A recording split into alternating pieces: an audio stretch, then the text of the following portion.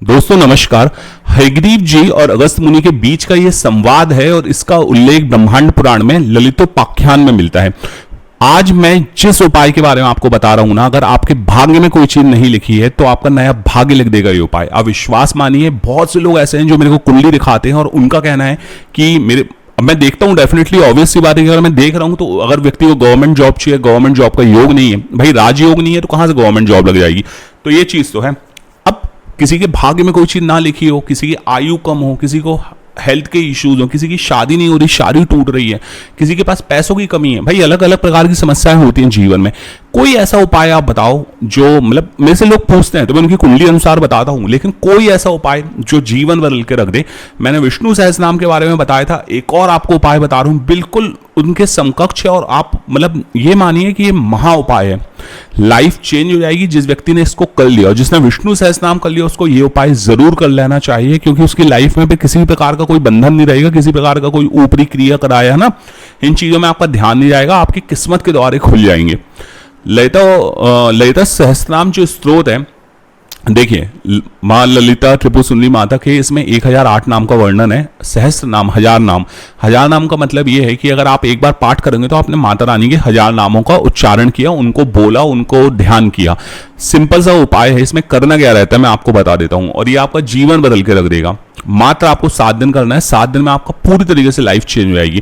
पहले दिन आपको क्या करना है, आपने मैं आपको एक तरीका बता दूं। देखो, नव दुर्गा आ रही है ना, 9 दुर्गा आ रही है, नवरात्रि आ रही है, ये तो एक इतना मतलब अमृत काल है कि इसमें तो आप कुछ भी कर सकते हो, मतलब आप अपनी मनचाही इच्छा पूर्ति कर सकते हो। क्योंकि देखिए, दुर्गा माता, ललिता माता, काली माता, पार्वती माता, ये ब्रह्मांड की रानी है। इनने बनाया है ब्रह्मांड को। जितने भी ग्रह है ना, सब इनके ही वो हैं, इनके ही अंदर आते हैं। जैसे हम इनके पुत्र हैं ना, वैसे ग्रह, असुर, देवता सब इनके पुत्र हैं, सभी इनके। और इनका ये सबसे ऊपर है। माता तो माता होती ना, पिता माता, ये तो सबसे पावरफुल, सबसे ऊपर, इनकी बात तो कोई नहीं टाल सकता।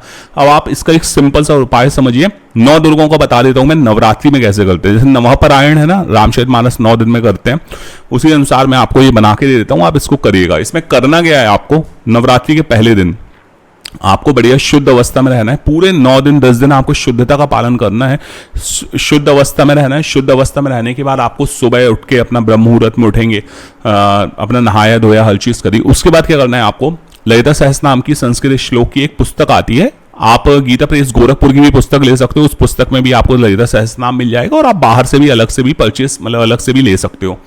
संस्कृत में रहता है, हालांकि इसमें आपको हिंदी नाम भी मिल जाएंगी। मतलब जो गीता प्रेस गोरखपुर की बुक है, जो पुस्तक है, उसमें हिंदी नाम भी दिए रहते हैं और साथ में संस्कृत में भी रहते हैं।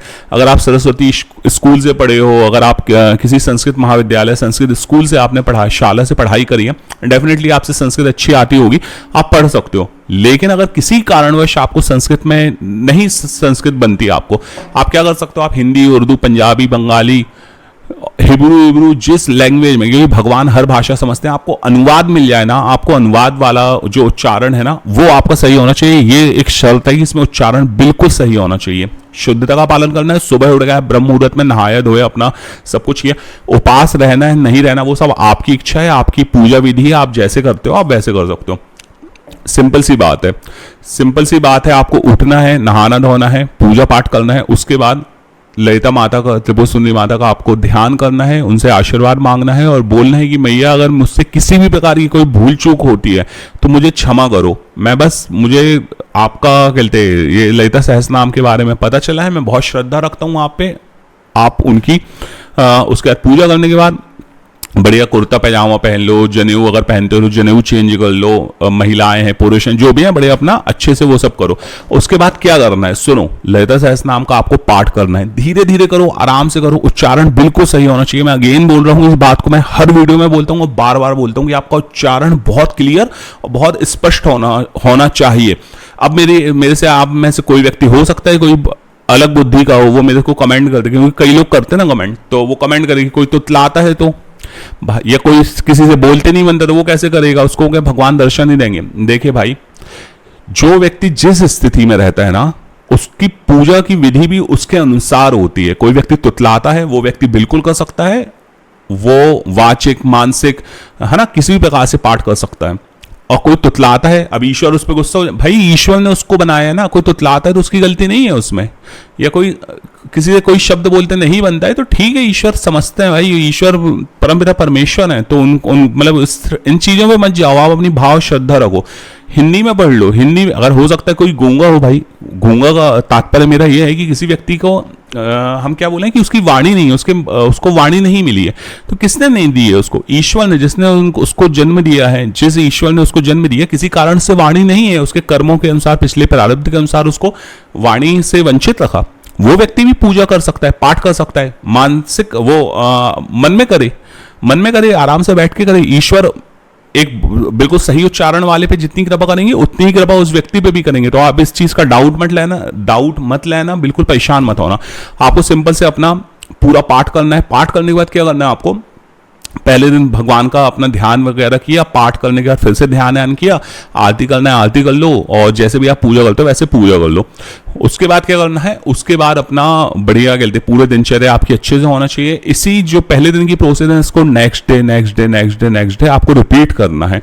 किसी प्रकार की कोई आपको इच्छा नहीं मांगनी है, मतलब आप समझो इस चीज को। मैंने विष्णु सहस्त्रनाम में भी बोला था, आपको किसी प्रकार की कोई इच्छा नहीं मांगनी है, क्योंकि ये जो उपाय होते हैं ना, ये उपाय किसी गाय को पीली घास खिला दो, हरे भैंस को पीला चावल खिला दो, है ना, यहाँ पे ये चीज दबा के आ जाओ, घड़े में कुछ भी मतलब खांड भर के यहाँ पे दबाओ, है ना, इसको वहां पे चलते हुए पानी में फेंक दो।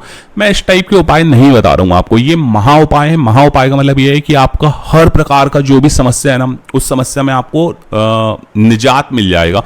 तो विश्वास मानिए, इस उपाय को करके देखिए। अब इसमें करना है कि आपने पूरे 10 दिन किया, 10 दिन करने के बाद आपको किसी भी प्रकार के नहीं बोलना कि भैया मैंने 10 दिन किया था, माता रानी अब तो कृपा करो, मैं तो भक्त बन गया हूं।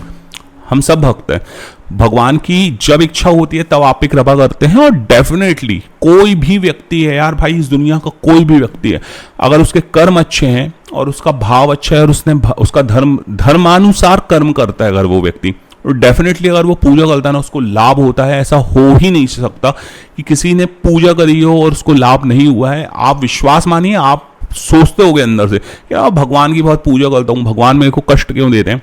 आया आप अपने कर्म भी देखो, या ये सोचो कि पिछले जन्म में आपके कर्म कैसे थे, इस जन्म में आपको भगवान बचा रहे हैं।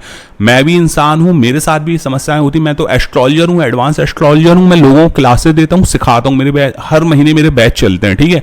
मैं डेली इतने लोगों की कुंडली देखता हूं। बहुत लोगों के मुझसे प्रश्न होते हैं कि आप बता दीजिए, ऐसा कर दीजिए, वैसा कर दीजिए। अरे विश्वास मानिए भैया, मेरे जीवन में भी कष्ट है, आपके जीवन में भी कष्ट है। इस दुनिया में भारत के सबसे बड़े उद्योगपति, भारत के प्रधानमंत्री, भारत के जितने साधु संत महात्मा हैं, प्रेमानंद जी महाराज कितने तपस्वी हैं, दिन भर राधा माता का नाम लेते हैं, उनके जीवन में कष्ट नहीं है क्या?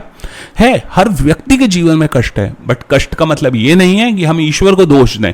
कष्ट आपको अपने कर्मों की वजह से मिला है, और इन कर्मों को बदलने का एकमात्र उपाय है पूजा भक्ति, अच्छे कर्म करना।